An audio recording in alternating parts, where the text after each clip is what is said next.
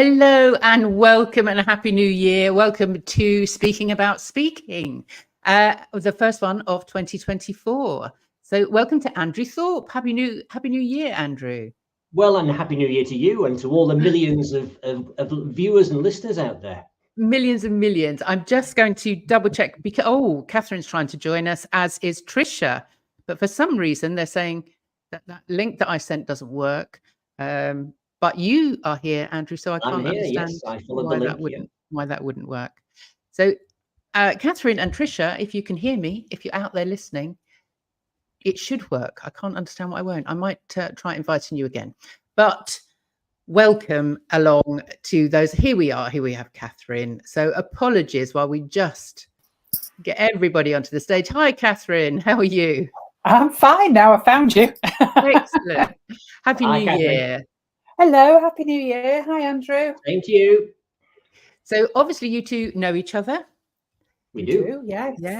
Yeah. So I will explain who and what is going to happen for the next half an hour or so. Actually, it might run over a little bit because I'm going to think there's going to be so much to talk about. But today, the first one of 2024, is our TEDx special. And the reason that I have Andrew and Catherine here is that both are speaker coaches, but more excitingly, both have been TEDx speakers. And Catherine, you organise events too, and Andrew, you emcee.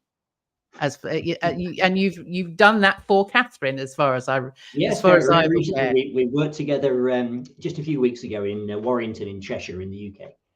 Excellent. Well, perhaps if you just give us a little bit of an intro, we'll start with you, Catherine. What was your first experience of TEDx? When did you first hear about TED? Maybe not then TEDx, because obviously that came after TED itself. So tell us when you first heard about TED and how that's got you to where you are now and with your involvement with TEDx. I think I came across TED probably like most people, where I heard something that was interesting. Either someone said, "Oh, that's an interesting topic, you should go and have a look at a TEDx talk," or somebody shared something with me. And I listened to a TED talk and thought, oh, this is quite good. Didn't really think about it in terms of a brand, just really thought about it as, a piece of information or a story or, something really interesting to talk about. And that was for years. And I am a trainer. So there were lots of resources, free resources, that I could draw on to help with my clients at the time. So I think it was that sort of very much interesting ideas, interesting information, coming at it from different angles. And then when I focused on speaking as my part of my business, my core business, I sort of had this little, like when you have a pea in a drum and you go, TEDx, that's quite interesting. And then it sort of got to be that would be a good thing to have. And then it just laid dormant. I didn't really do anything with it. My husband he was a lecturer at a local agricultural college, and they had an email that went round to say, "We're hosting a TEDx event. Are you interested in speaking?" And he said, "Not on your Nelly." But he went, "I think I know a woman who might." And that was the start of a journey where I met Andrew. I knew about Andrew before. I think we'd met briefly, but that was when we got to tread the boards together, and I got to know him a lot better. And that's when I did it myself. And then everything else has sort of flowed on from that.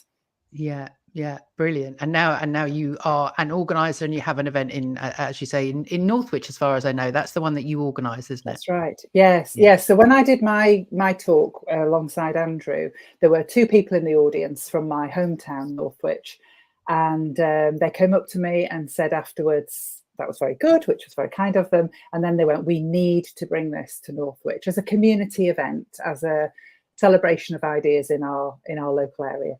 And that led to our first event in 2019, and we're just starting our 5th event. Yes, we're just recruiting now for speakers for TEDx Northwich in July this year. So Brilliant. It's been quite a journey.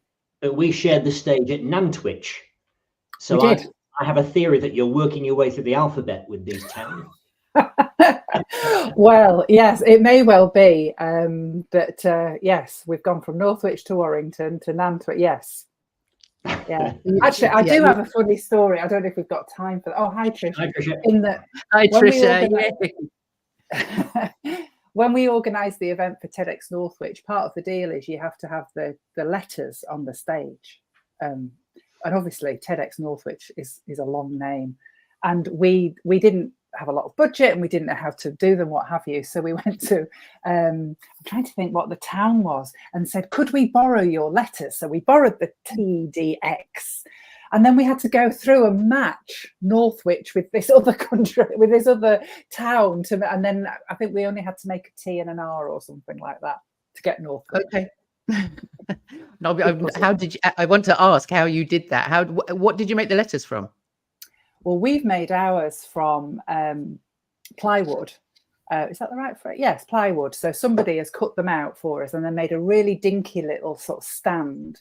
And we can put them up in less than half an hour. We can take them down much quicker with an electric drill. It's a very clever design, and it's one of our volunteers that worked that out. Brilliant. So yeah. Well, welcome, Trisha. Sorry if that link wasn't getting you to the right place. No, it's fine. I pressed on the image instead of the actual words, so it just took me into generic StreamYard. So it's all right. Duh. Yeah. Well, welcome. We're just going to getting a little bit of an idea of what you all do. So I've asked for an introduction of what you do and your first experience of TED, either as a punter listening. When did you first come across TED, and then what was your first experience of actually interacting? But I'm just going to say hello to Ella Orr, because Ella is here, and I know Ella. Hi, everybody. Great to be able to join here. I definitely would like to do a TED Talk by the time I'm 60 in 18 months' time. Well, there you go. That's bucket list stuff, isn't it? Welcome, Ella. So we might be able to help you, Ella, before the end of the half hour. But Andrew, tell us your experience of TEDx and who you are and what that first experience of TEDx or TED was for you. Yes, well, if I do the who I am, first of all, I'm somebody who reinvented themselves. I actually come from the golf industry originally, 22 years in the golf industry, and decided to change direction in around 2008, 2009. And I've always loved public speaking. So that was kind of the link between the golf industry and what I do now, because there's lots of prize givings in the golf industry. I like emceeing things, don't I, Catherine? I like emceeing things. And you're jolly good at it too. No, anytime I can grab a microphone, I'm into that. So I first came across TED in around that time, 2008, 2009. And I was introduced to it from a friend of mine. And I then got introduced to people who were organising a TEDx event at Warwick University. So it was a student organised event where I was given a platform to speak. And I was poorly prepared, I would say. I mean, I look back in horror at my first TEDx talk. I don't think it's terribly good, but it's difficult for me to watch it because I paced up and down like a tiger. I was very nervous at the time because I hadn't really done much like that before. So I think I've got progressively better over the years. The one I did alongside Catherine, I think was okay. I was quite pleased with the one at Nantwich. But I mean, that was my first experience, and then Salford University in the middle of those two. So I've done 3 in total, but latterly I've been hosting the event that Catherine's been the speaking coach at, the Warrington one. And it's been great fun being an MC and being the link between all the various speakers. Yeah. So when did you come across TED then? When was your first sort of just as a punter, where did you hear about TED and what? My friend around 2008, 2009. He actually, I was going through a tough time at that point in my life, and I actually had no stable abode at that time. I was sofa hopping, shall we say, and he had a sofa that I hopped onto. And he was really, really into personal development and had this extraordinary library in his house where he accommodated me for a while. And he was into TED Talks already. He was an early adopter of them. And that's where I first came across the concept. And I loved it. And I resolved that I wanted to speak at the main conference by the time I was 50.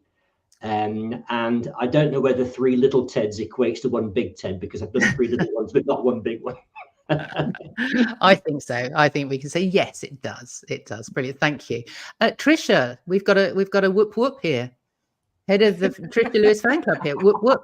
And for a moment, I was thinking, oh, thanks, Yellow Tuxedo, and then they made up for it by putting that. I'm truly honest. There you go. So we've got fans out there. Thank you guys.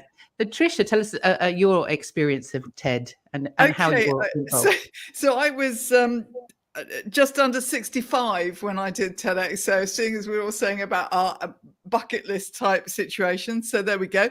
Never too old, never too late, blah, blah, blah. It's my mantra. I had been watching TED Talks for years. It used to actually be, this is very personal, a regular Sunday in bed morning thing with my husband. We'd watch a TEDx talk. Anyway, that's it. So we've moved on since then, but I don't watch them as much now as I used to, which is weird because I think it's. We'll come round to that in a minute, actually. Okay, so I'm fascinated by some of the more eclectic mix that you can see if you don't necessarily look at the big popular ones. Let's just put it like that. So I first came across it then, which was years and years and years ago. I then saw on LinkedIn, my route in was a post, I think, by Catherine or one of the organisers who were saying, we are now looking for, and actually I didn't even see that direct because I wasn't connected with Catherine at the time. So it came via one of my connections. So this is how things work. Basically, anyone listening to this, stay connected, stay curious, because I was then prompted that this was happening. And so therefore I made my bid. But of course, actually, it was soon around the COVID time. Everything got very complex.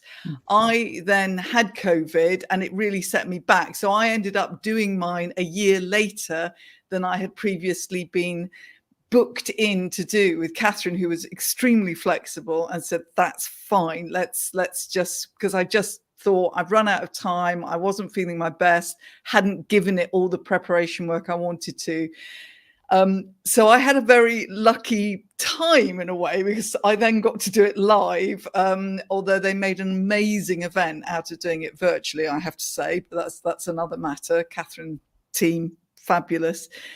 But it also meant that I had another year in which actually that original talk evolved quite a lot. And I think there's quite a lot of learning tips in that very experience, which I'll get onto in a minute. Yeah. Oh, just one other quick thing. I'm an experienced professional actor and speaker, but absolutely just want to put it out there, big wave flagging thing, flag waving even, that at no point did I think I could just waltz into this TEDx talk without acting like, if you like a complete novice in terms of all this, because it's an experience that you need help with, and you need to start from base camp. You can't just say, oh yeah, I'm an experienced speaker, I know how to do this, because it's quite unique. Yeah, no, I would totally agree. From and going back to your connections, I connected with Catherine because of you, Trisha, and I do remember the whole COVID thing, and obviously your talk being put off. And when I think about back then, that conversation we had pre-COVID, that you were going to be doing that talk and how excited you were about doing it, then it wasn't really even something that I considered I could approach, or it almost seemed other. It almost seemed like, it was unobtainable. It now is so much more popular, and it seems to be on everybody's bucket list. Why do you think that is, Catherine? Why do you think that over the last year or so, or maybe it's just because I'm becoming more aware of TEDx and organisers, do you think it's a lot more accessible and popular now than it was before? I think that's an interesting question. There's probably a number of different answers to that. I mean, there is an element that if you're focusing on it yourself, you will see more things around it, isn't there? For sure, and things will crop up in conversations and all that. So that's definitely there. I get a lot of people who say it's on my bucket list, it's what I want to do. And that's, on the one hand, that is fantastic because it is an achievement and it is exciting to do. And let me just turn my phone off, sorry. But I always have a little air of caution around that because I would always ask people, why do you want to do it? I think there are some people who want to do it to tick it off a list, perhaps use it to promote their product or their service or what have you. And while doing a TEDx talk may well have that as an added benefit, I think if that's your sole reason for going in it, you're really missing a trick and missing an opportunity and possibly misusing the platform.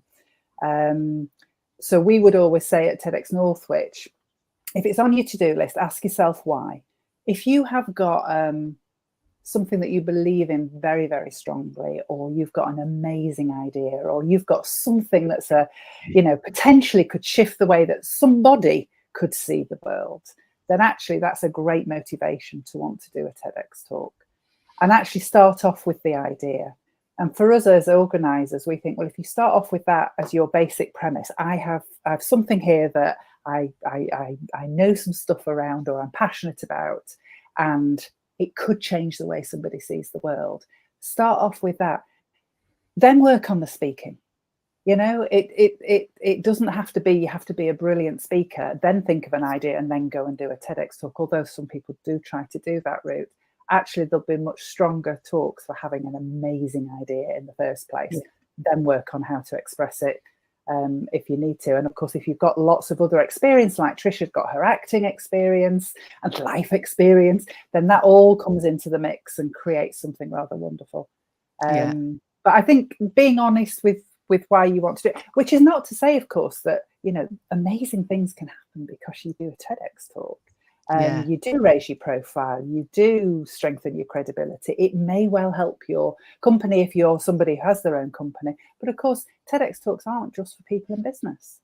And we would be really keen to hear from people who aren't in business, and different voices, you know, and different ages and different perspectives, because that all, for us, supports what TEDx is all about, which is the idea.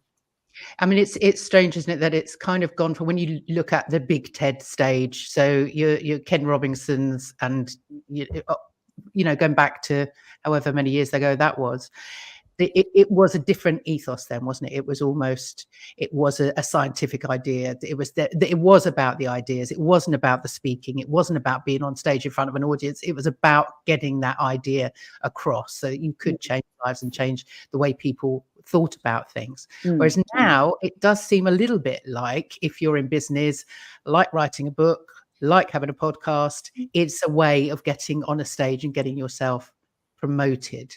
Would you agree with that? I think that will be some people's motivation for doing that. I still believe that, you know, if you're running an event, and I can only speak from running Northwich, TEDx Northwich, the curators of that are there to sift out the great ideas. And by the way, if you have a great idea, you may well have written a book about it. You may well. So, you know, the two things aren't exclusive, are they? In fact, the chances are the motivations are very similar. So, I mean, I'd just, rather than go, it's on my bucket list, what could I talk about? I'd always focus on, what do I really, and also what's really important to me, what could change the world, but also what's the world ready to hear? Because it is a massive platform. I mean, it's just huge, isn't it? So potentially anybody could hear your idea. So that's very exciting. Yes. But Andrew, what was your first talk about? Did you come at it from the idea first point of view? I think it was called, if I remember rightly, From Capitalism to Peopleism. So it was very much about my attempt to reinvent myself. And the most critical part of that process was to build a a tribe of people who were supporting what I wanted to do. So it was all about, hence peopleism. It was about building relationships. It wasn't about cold transactional selling. But I think that relates to the point that Catherine was talking about, that a lot of business people, I think, are naturally very self-promotional, because that's the part of their DNA, is to be very opportunistic and find every platform they can to just sell their stuff. So you have to sort of reorientate their thinking a little bit and say, well, it's actually not about that. If you have an idea that you want to promote, which is a form of selling, that you're somehow intimately connected to, that may well be to do with your work or have come from your work, but it may not do. That's more the way to think about it. And that's why the strapline of TED is ideas worth spreading. So yeah. I think it's been a very, very interesting influence on business communication. And I use this angle a lot when I'm working with my clients on what I call storytelling, is to try and say, well, don't just present stuff. See if you can wrap an idea into this and bring the stuff that you want to say around that to support the idea. But it starts with selling an idea. Yeah. Yeah. Plus, it's about the audience. It's not about you, isn't it? Really, you know, there's no point standing on a stage talking at an audience if they're not bothered about what it is that you're saying. It's got to be a bit of everything, though, hasn't it? It's that sort of sweet spot. If you were doing a Venn thingy, you know, what really fascinates me, what could really fascinate and intrigue other people, and that sweet spot.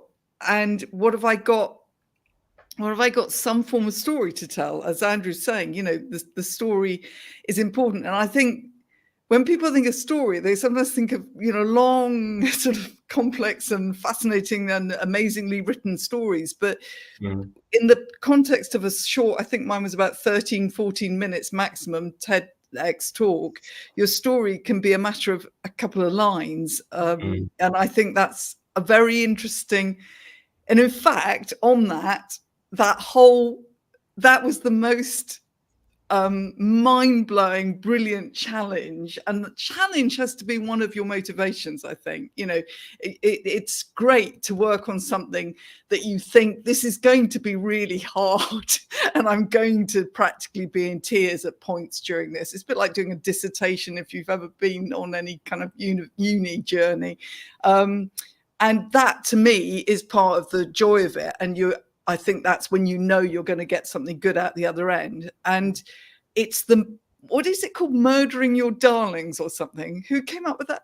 Yeah, I've heard the phrase. I can't remember who came up with it. It's a writer. Yeah. It was a writer that came up with it. Yeah. So edit and edit again. Yeah, absolutely. We've got a question here from Ella. I know Trisha has mentioned before about making your talk really niche so it grabs an organizer's attention. What are your thoughts about this? Well, can I jump in with an answer for this one? Yeah. Grabbing an organizer's attention is really important because we get lots and lots of people applying to talk. And I think it's remembering, just linking to what we were saying before, sort of getting into the mindset of an organizer is really very useful because they've effectively got two things to do. One is they've got to produce a live event, because a TEDx talk will never be published unless it's been delivered to a live event first. That's the principle of it. So an organizer will put on an event. Now it could be a 2-day event, a 1-day event. We always do an evening event, and they've got to have a lineup. So they will always be looking at your talk or your proposed talk with a view to what else they could have in the lineup. And most of that actually will not be within your control. So you've just got to stick in your own lane really and go, this is a great idea and I'm going to go for it anyway. But be aware that might be the case. So it could be that sometimes we say no to people, and not because their idea isn't good and not because they aren't good, but simply because, you know, it doesn't sort of fit in with that idea. Yeah. The second event that an organizer will have an eye to is not really an event, but it's the point at which that talk then gets published onto the TEDx website. And that then is always seen in isolation. So in terms of grabbing an organizer's attention, it's got to, you know, fit. If they have a theme, it's got to fit within the theme. It's got to be an interesting enough idea for that organizer to think this will really fascinate, to use Trisha's word, my live audience there. But it's also got to be a great idea so that somebody going onto this massive library of ideas and types in, you know, a particular word, something they're interested in, or a problem that they've got, or something that's, you know, resonated with them, your talk will get found. It's searchable, if you like. Yeah. So there's quite a lot of things to hold in your head. You've still got to be, you know, authentically attached to whatever your idea is. Not just a case of, well, but I reckon if I talk about this, it's got a good chance of getting on the stage because that's very niche. You know, it's got to be something that you're intimately connected to because you believe in it strongly enough. I think in terms of, if I did use the word niche, which actually is one of my least favorite things, but if I did use it, Ella, it was in terms of what I just said before about the murdering your darlings thing. The same as you do during the actual process of putting your talk together, you also have to do in the process of brainstorming the topic. So yes, absolutely, Andrew, you've got to be authentically attached to the thing. But when I think if I used niching, I meant it more in a sort of slicing away and away and away till you get to a smaller part of that bigger idea, because otherwise, and the first time I wrote my stuff, there was too much in it, and Catherine was brilliant at slashing it around, which is what you need. Because if you are authentically attached, you are very enthusiastic about it, and you want to say this and you want to say that and you want to say the other and put it all in, and the kitchen sink can go in there as well. And of course it dilutes the power, because if you're going on that stage on that little red dot for maybe 10 minutes even, you know, people can't take all that in. So when if I said niche, it was that, not finding a clever little niche, it was getting down and down and down into that core nugget, which can be more simple than I think you sometimes think is good. You know, does that make sense? Yeah, because actually, you know, 15 minutes, 20 minutes at the most is no time at all. And most of us are walking on a stage with, you know, 20, 30 years experience, and you can't put all that into 10 minutes. But I just wanted to just go onto that niche, because it was a question that came up in my head as I was reading that, is if you do have something that is quite niche, you know, it's one particular subject, one particular idea, and, you know, it doesn't fit into the theme that your local TEDx organizer has, is it worth trying other places? I mean, you know, can you have one idea that you just tout at every TEDx organizer in the country, in the world? Is it worth doing that? Well, I would say if you have a local event that's near you and it has a theme and yours doesn't fit in with the theme, there's no, you know, I mean, you could apply, but you know, it's probably not going to get there, is it? Because it doesn't support the theme. So look for somewhere where they either have a theme that fits, or they don't have a theme. We don't tend to have themes, and it's more open. I think, but having said that, that's a little bit flippant, because I think there's lots of things to consider. So if it's your local area, you may well want to contribute to your local community, in which case you're just going to wait until there's a chance to do that, perhaps. Yeah. You need to consider practicalities. So, for example, Trisha was hugely committed to coming to talk at Northwich, because that was one hell of a journey that she had to make more than once. And there's a cost involved. There's petrol, there's accommodation, there's time out of work and all that sort of stuff. So the further away your event is, depending on what the schedule is from the organisers, you've got to add all of that into consideration. You're already putting TED tourism. Yes. And I think, I mean, as organisers, we would be very wary of people touting. You know, if they've already done one and then they're going around touting on others, we would, and actually the guidance from TED themselves is to be very wary of that. Yeah. And we always would be, because we will be looking at, you know, giving people opportunities to use the TEDx platform. I also, because Catherine won't necessarily say this herself, and I can only talk about Northwich, obviously, because that's my experience. But I have also coached a couple of people with TEDx talks who've done it at other venues, and no names mentioned. It is sometimes the payoff, the compromises you make by having to travel further, obviously if you can afford it and all the rest of it, are well rewarded by making sure you are part of a really well organized, supported, professionally done event, because they are not all the same. And from the experience I've had working with people, I know, that there, some of them might say, for instance, oh, you must have a slideshow. Well, I mean, Catherine would never have said that. You must have a slideshow.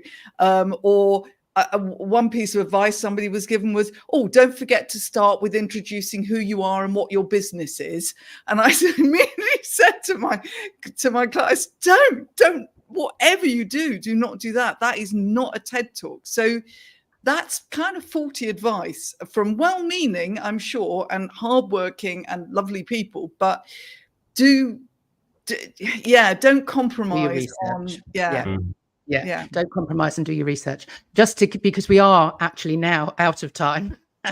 But what I'm going to ask is, because there's so much that I would still like to do, and we've got questions as well. Are you happy to go on for another 10 minutes or so? Sure. Are you all available for that? Fabulous. So if you're out there listening, we're gonna carry on talking. We are over our half an hour, but I think this is worth carrying on with. So thank you guys for that. We've got here a question from James. Hi, James. Would the number of speeches and interviews I've made that can be viewed on the internet be part of a resume of sorts for a TEDx application? Or does TEDx find you via referrals? How does that process work if you want to do a talk? I mean, Catherine, you're the one that I would come to with that. But if anybody else, that's an interesting one, James. I can only speak from Northwich's point of view. I have an insight into the Warrington process as well. Both of those TEDx events would always go on idea first. And then as part of the supplementary application, we might look at what other things you've done. But actually that would always be secondary to us, because as I think, we would always say, idea first, and we can then support the speaker to get to a particular standard. So it's further down the chain in terms of making the decision making. So it's not really a resume. I think that there's an element of that I should probably just pick up on, which is if you've got an amazing idea and you have been talking about that for some time and you've been working it out, you've been delivering it to different audiences or trying different bits of it out in other ways and other formats and other platforms, then actually when you then say, this is my idea, that's quite good evidence that this is your genuine idea and it's something that you're very passionate about. So it would be helpful in that. I can't remember what the second part of the question was, actually, sorry. But that answers the first bit. What was the second bit? The second bit was, does TEDx find you via referrals if they don't look at that? This is an interesting one from TEDx, from TED, because they've contacted the organisers around this. And so lots of organisers will have application processes and various ways of applying via that. We have an application form and a video submission for it. But TEDx are very happy for organisers to go out and find their speakers. Now, in the sense that we're interested in your idea, would you be interested in applying type of process? So there will be some TEDx events where they will go looking for ideas. So if you're already out there, yes, or if you're known for an idea. But I think they don't want it to go solely that way, and they want a sort of a nice mix. And in Northwich, we've made the decision to have a nice mix about that. We're encouraging people to apply to us, and there may be certain ideas that we're very keen on, and that we would make those approaches and bring them into the application process. Yeah. Absolutely. I think it's worth repeating that the TEDx events are community events, aren't they? Then there's no payment. I mean, obviously you pay to go and watch, but the people that are up on stage and the organisers aren't being paid. I'm right in saying that, aren't I? You are. You don't get paid for doing it, and you don't have to pay to do it. Yeah, fabulous, excellent. Well, let's find out then about how you go about putting a talk together in the first place. So, Andrew, through your experience, what was the difference when you started with the first talk, putting it together, to maybe the last talk you did, and what's your process of coming up with that idea and then structuring the talk specifically for a TEDx stage? Well, I have to stress the difference between the experience of being a speaker at the first one in, I think it was 2010 at Warwick University, where there was no help offered at all. We didn't have the benefit of Catherine's experience or Trisha's experience to help hone the talk. You were just, on your own.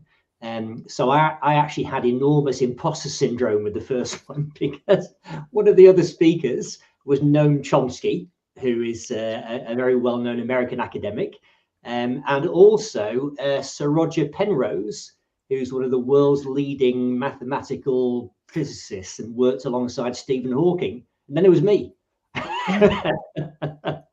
With my 25-meter swimming certificate and my 4 handicap of golf.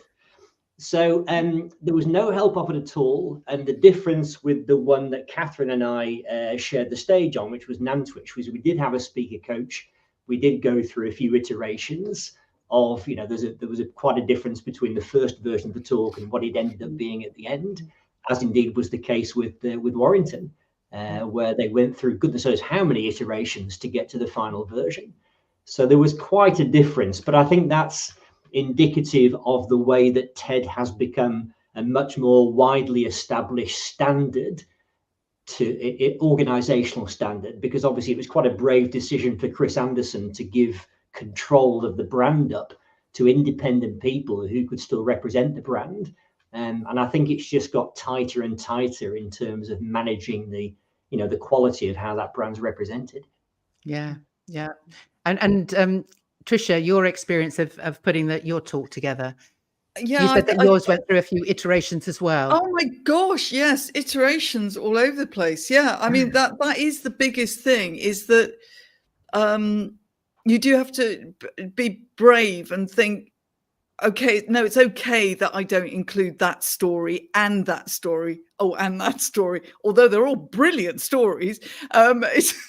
It's better that I just have this little tiny nugget. And what I did was I told a little story at the beginning, I mean, tiny, and a little story at the end, which pulled it all together. But it was really filtered down and down and down. And I did start with a question. And this is a really interesting one, because obviously, as Catherine kept saying, you want to think, what do I want to hear people chatting about afterwards? What would I love to hear them saying? And, and even now I get people watching the talk and saying, yes, oh, you got it. That's just how I feel. And I'd never thought of it like that, or something like that. And whatever it is, I mean, the story might be a bit of data or a bit of science or something in the news. It doesn't have to be a personal story, but something that will pull people in and get them so you're not expecting people to go away with a fully blown massive step-by-step list of how to do something or exactly what this is. It's more like, oh, I'm intrigued by that, and that's made me think. So therefore you do have to keep it really, really tight. And it's like a piece of copy. A piece of copy gets better when you strip stuff out. It gets distilled down to its essence, its purest version. And the pauses. And if you're very close to the topic, which invariably you are, you have all these great stories. I want to tell them this, I want to tell them this. And then someone comes along and says, well, you strip that out. The slasher comes along and says, no, get rid of that. You don't need that. But it actually gets better, for the slashing. Yes, I had a director for a play that I did, and we used to call her Slasher Buchan, because that's what she used to take the scripts and just slash them and take that line out. Great name for you, Brilliant. Catherine. Slasher Sandland. Yeah, I know. I'm not sure about that actually, although I do feel that that is my role. I mean, famously, and I'm not sure, Trisha, whether this was the one that you were on. We had a gentleman who was one of our speakers, and I think his first rehearsal was something like 24 minutes. Now, the maximum is 18 minutes. And we would always say at Northwich, we're looking for something much shorter than that. Because can you imagine having a whole lineup where everybody was doing 18 minutes? It would just be too big an ask on a live audience. But anyway, so he went from 24 minutes. The final version was 6 minutes. And actually, it was so much stronger for being so short. Now, not everybody's will be 6 minutes. Some people will need 18 minutes. Most people don't need that much either. But his was so powerful for being 6 minutes long, because it was the essence. It was like the pure distilled version of something that was a really profound message. And he just cut everything away. Now, there was a bit of slash Sandland going on there. I just mentioned here, Catherine, that I actually cut mine down at Warwick while I was doing it. and the reason for that is, you have a countdown clock in front of you, which started, I think it was 18 minutes, and then it counted down. And I must have had brain freeze or something midway through, because I thought it was going up. And I looked at the clock, oh my God, I've only got that time left. So I thought, well, I better speed up a little bit. So I might have left some things out, thinking I got confused. It was counting down, it was counting up. You slashed your own during the talk. How about that? Excellent. I have literally I got the audio and I listened to the Chris Anderson TED Talk book. So I've got the link, because it was brilliant for explaining all sorts of things, anything you need to know about the essence of TED as well, and what it's there for, really. So it seems to have come out in two different sections. Obviously too long for one, but go and find that book, because it is brilliant. So before we wrap up, can I just find out from each of you how you came across how you got onto the TEDx stage, and perhaps we'll hear from Catherine the correct way of doing it. So Andrew, you went through the university route to find your first opportunity to speak. I actually did a little bit of pro bono work for an international university organization called ISEC, and one of the organizers that I was helping, her friend was organizing TEDx Warwick University. That's how I got involved. Excellent. So did you ask them, or did you put yourself forward, or did they asked me if I would be interested in being a speaker? That was 2010. And did you have to run away and find an idea, or did you already have the idea? It was during the time when I was sort of reinventing myself. So I actually knew that I wanted to speak about the experience I was going through of reinventing myself. So it was a little bit like a career lesson that I was learning in a way. Yeah, brilliant. And Trisha, I think you might have touched on how you came across your first opportunity, but just tell us how that actually came about. I was just looking to see actually if it so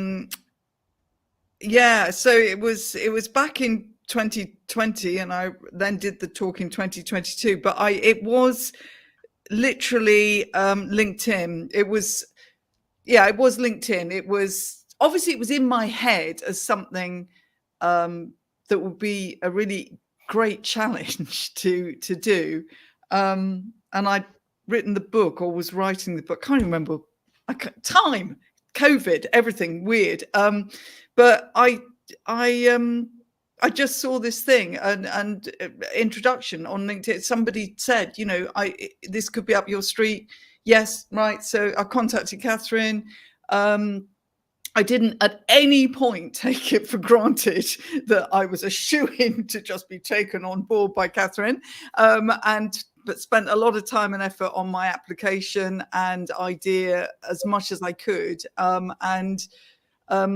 you know, the journey began. But I was, I took it as a big privilege and never took it for granted. And and still do. So there we go.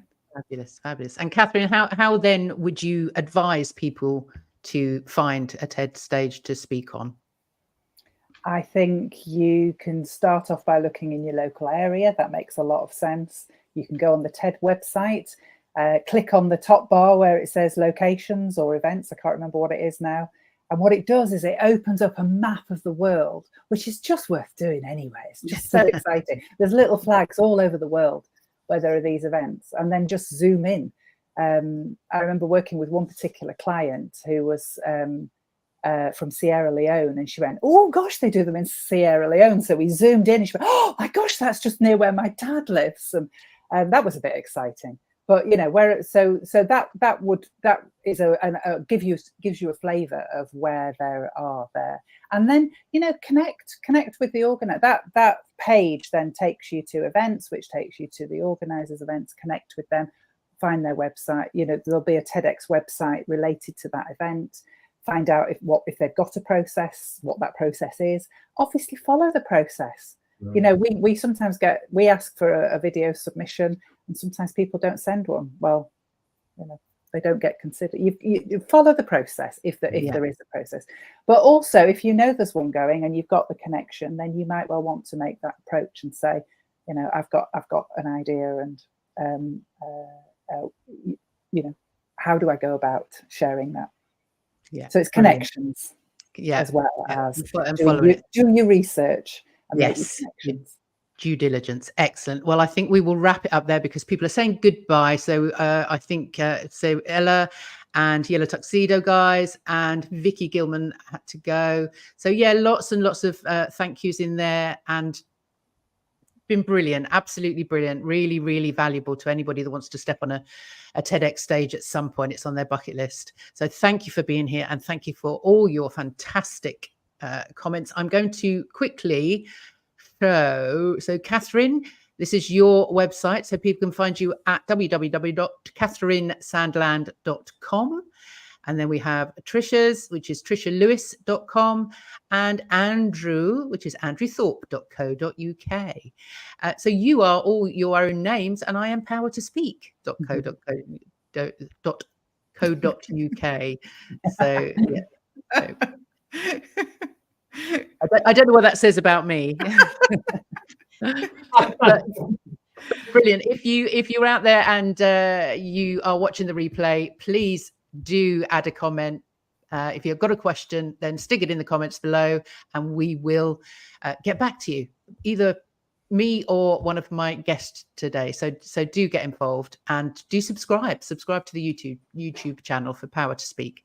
Brilliant. Thank you guys very much, and we'll see you next time. Bye. Thanks, everybody. Bye-bye.